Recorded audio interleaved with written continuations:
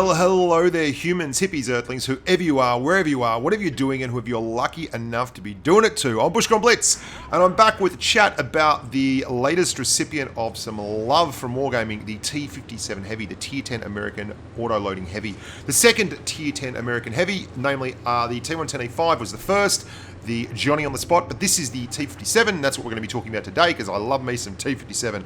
As always, this is a patron-sponsored post. If you want to help keep the channel alive, then become a patron, become part of the patron community. There is a brand spanking new patron podcast and a patron-only video every week. So rock and roll with that. This tank was pretty good. It was not my favorite autoloader. That was the AMX50B at Tier 10. Because the AMX50B is really, really quick, and neither of them had much armour to speak of. So I went with the tank that was fast rather than the tank that wasn't. That's basically how I chose my autoloaders at Tier 10. Both of them had pretty much the same kind of gun, the same kind of damage output, all that kind of stuff. And then something happened called patch 4.2, and everything bloody well changed.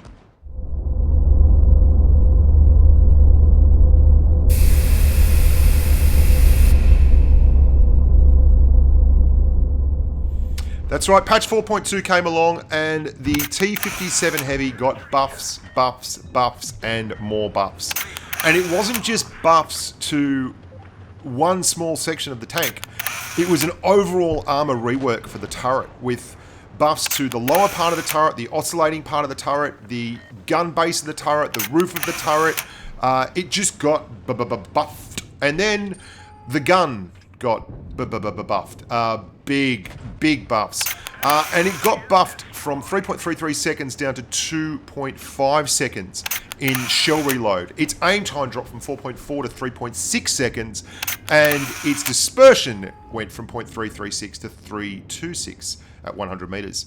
And those are all outstanding numbers to be dealing with, because in reality, when you're running an autoloader, you're running a very, very long-winded Peek-a-Boom tank. Now, there were nerfs. Main nerf, only nerf, the only nerf, the reload on the shells went down. So a full reload of all 3 shells in the clip went up by like a second and a bit, which wasn't tough at all. Because, as I mentioned, this is a Peek-a-Boom tank. Now, the key to being a Peek-a-Boom autoloader is you duck out, you take all your shots, you dump all your damage all at once into a tank, and then you pull back behind safety and you don't get hit. So you basically might get hit once, so you trade, say, a 400 alpha shot for 3 400 alpha shots, which means you massacre people. And I've got to say, before the buff, I drove the 50B and the 57 Heavy to figure out exactly which one I liked the best, and I liked the 50B. But this wasn't bad for me. It was just, I preferred the 50B. Like, I still had a lot of 3K plus games when I was driving this tank. And I had a lot more 3K plus games when I was reviewing it the second time around, because I had to drop so many games in this review. Anyway, I'm gonna show you something. This is the old school T57. I've slowed this right down so I can really illustrate the point as to why the dropping of the shell reload time from 3.3 seconds, which you can see here, down to 2.5, is massive. You can see that Yag Tiger gets hit. Now, at 0.8 seconds, I would have been able to fire again, right about now. And then I would have been able to start pulling back. Now you'll see I start pulling back as soon as I fire that shell, and I get hit.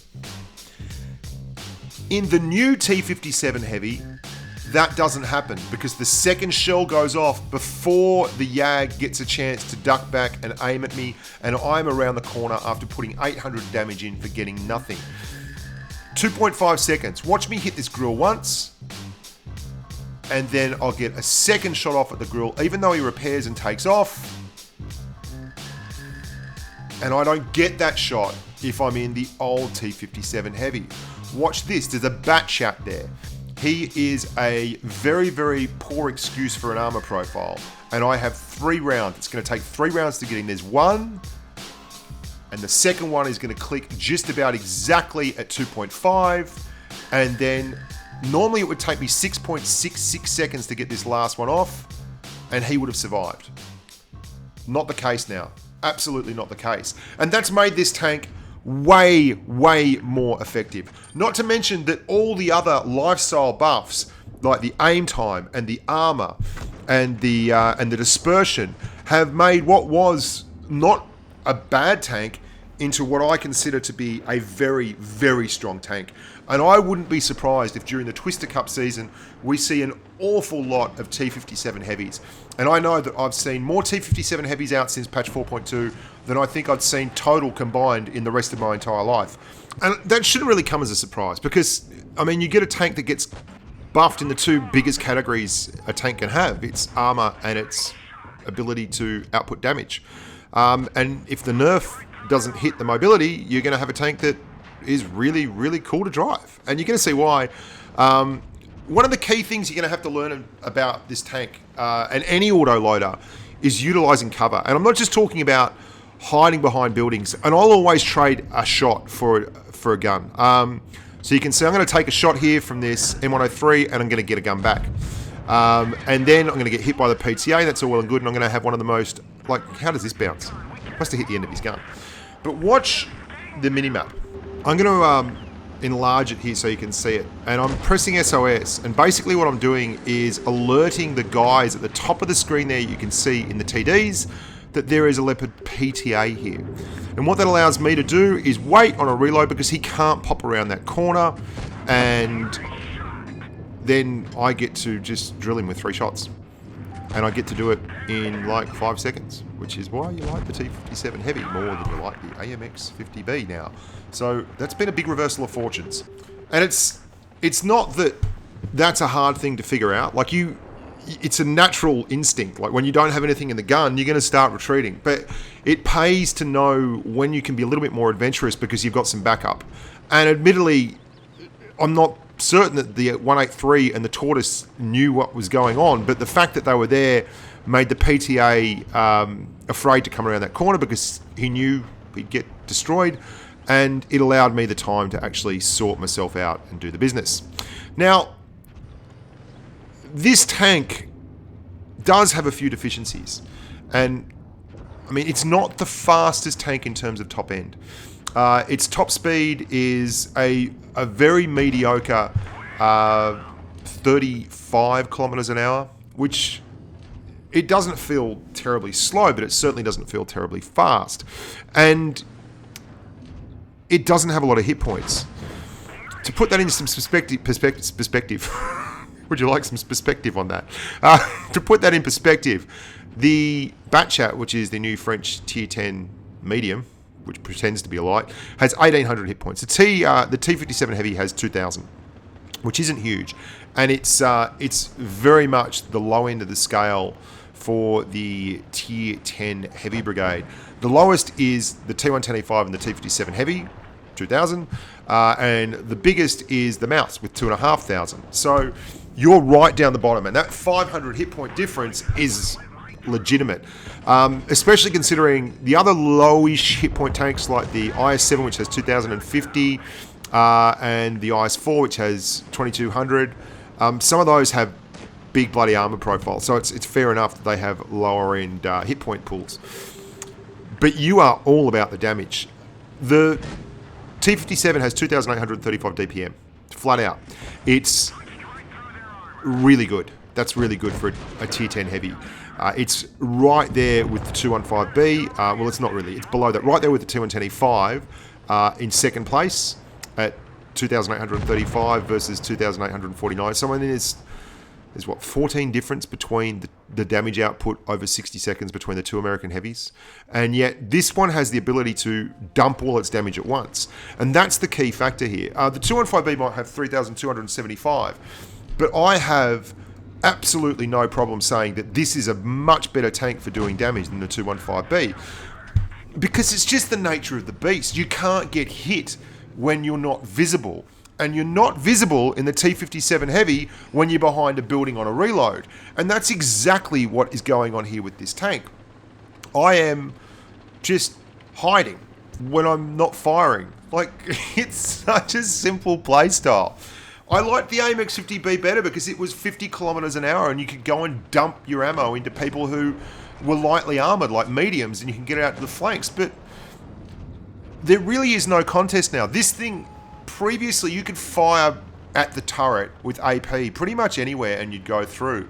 And now you don't. That's all there is to it. You just don't. Like, the buff to the turret is tremendous. You have to use Premo often on the turret of this tank, and that was not a thing that happened previously.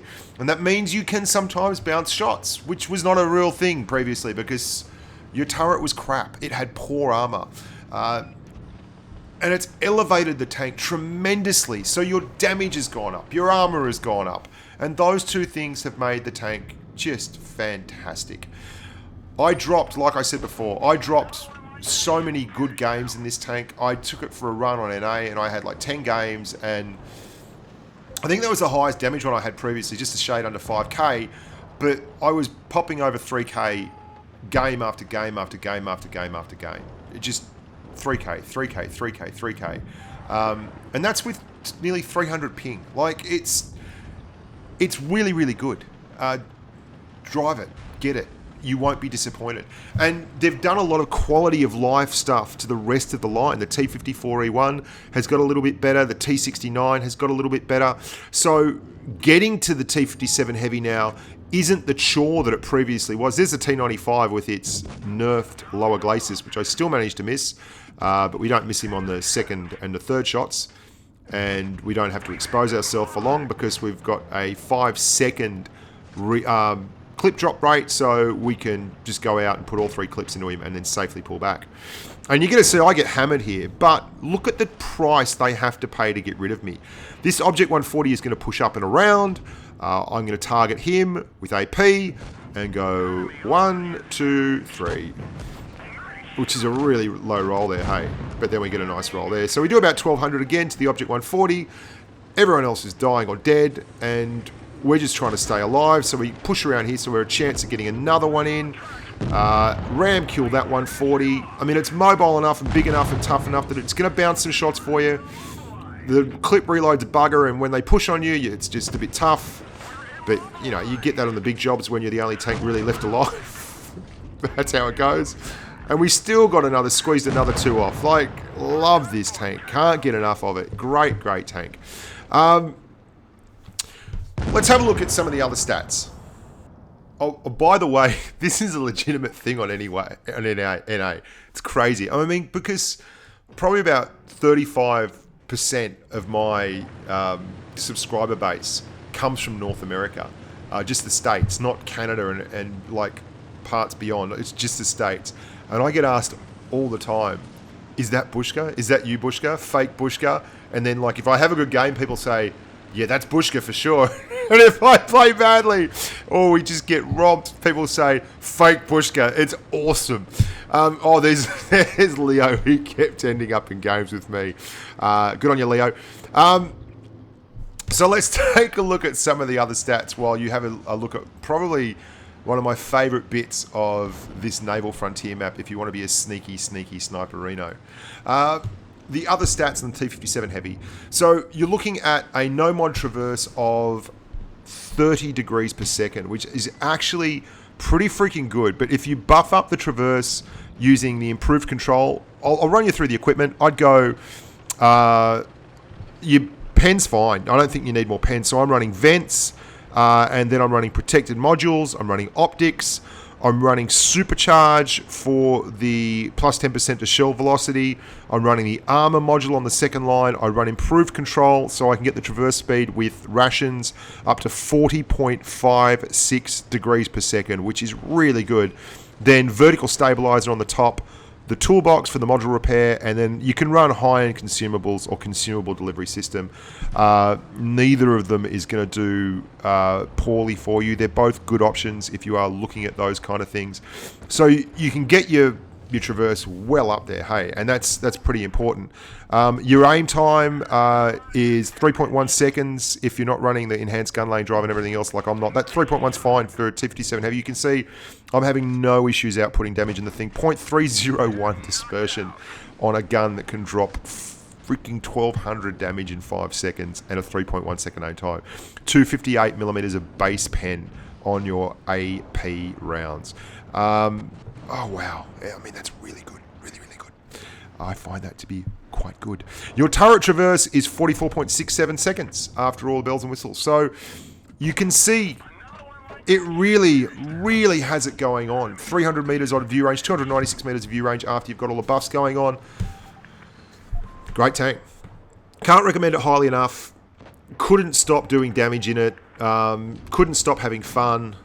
What else do you want? If you are looking for a line to grind that works, this is it. I mean, I don't know if they'll buff it, but they've already balanced it up right one way. This poor leopard one. I mean, I feel terrible for him. I'm in a great spot here. It's not supremacy, and I'm not blowing my camo until he pops, and he just doesn't have time to get across because I got a 2.5 second shell reload. Cheetah, Cheetah was pretty. He was happy about that. I mean, he never saw it. Just, I hate maps like that. We got 2 kills. Like, the damage output on this thing is nuts. Isn't that crazy though? That's 0.8 of a second to each shell reload. Works out at 1.6 seconds overall, and that's 1.6 seconds. Like, the margins in this game are incredible. The differences between the buffs and the nerf are incredible. Like, this is a minor number, and it makes such a massive, monumental difference to the quality of the tank. That extra time to get shots off is just phenomenally good. It's so important. You also want to get used to ducking out and ducking back in and getting your shots off and then reloading when you can. And by the time you get to this tank after driving the T69 and the T54E1, you should be absolutely fine with picking spots to reload in game. Occasionally you'll get it wrong, where people will be able to push on you and do damage to you without you pumping back because you're reloading after firing 1 shell or 2 shells. Let me just talk for a second too about this whole bat chat thing. The bat chat is a tier 10 medium tank, right? It's got a Alpha Striker 310 and it can do 930 damage in 6 seconds. The T57 is a tier 10 heavy. It has Alpha Strike of 400 and it can do 1200 damage in 5 seconds. What chance do you think a bat chat has when a tank like the T57 Heavy pushes on it? Autoloaders are such a fine line in terms of balance, and at the moment, if there is a line drawn in the sand and on one side is too strong and on one side is too weak, the bat chat is on the too weak side and the T57 Heavy is driving off into the distance on the too strong side. I hope that shows you exactly where I'm at on these tanks, how I feel about them, what I think you should be doing, what I think you should be driving, and I hope you enjoyed that review. I'm Bushka on Blitz. Make sure to stop by. We're doing live streams all the time. On Monday, Aussie time, I'm going to do a live tactics Q&A. So what I'm going to do is load up and basically just take questions from everyone in the stream and talk about tactics and ideas on how you should play different maps and things you should do on different maps and different tanks and my favorite tanks, and have a lively discussion with that, and I'll play them in game and I'll talk my way through what I'm doing. And if you want to be involved in that and you're a newer player and you want to ask some questions, jump on that stream. It's going to be on Monday Aussie time, which will be Sunday NA time, and it's going to be at about 10:30 is the normal time, which is around about when I'm doing this now. And I'll tell you what time that will be on NA. That will be clock. It'll be about 8:30 p.m. New York time, Eastern time. So whatever time that is for you in LA, that will be about 5:30 p.m. LA time on Sunday, NA. So 5:30 p.m. on the West Coast and 8:30 p.m. on the East Coast on Sunday. I will be doing a stream that is a tactics Q&A, taking questions, talking about all kinds of things. If you've got questions about, tanks, if you've got questions about maps, if you've got questions about my favourite guitars. If you've got questions about what do I weigh, how much I can bench press, why don't you come along and say g'day. Until next time, boys and girls, thanks very much for supporting my channel. Thanks very, very much for letting me do what I love doing, which wouldn't be possible without you guys. And why not pop along for the streams? I'm on Twitch, Bushka and Blitz on Twitch. I live stream on YouTube Gaming, and we have a lot of fun, and it's a good giggle. So why not come along and do those? That's NA times, Sunday, Tuesday, and Thursday. Until next time, look after yourselves, be nice to each other, and stay safe on the battlefield.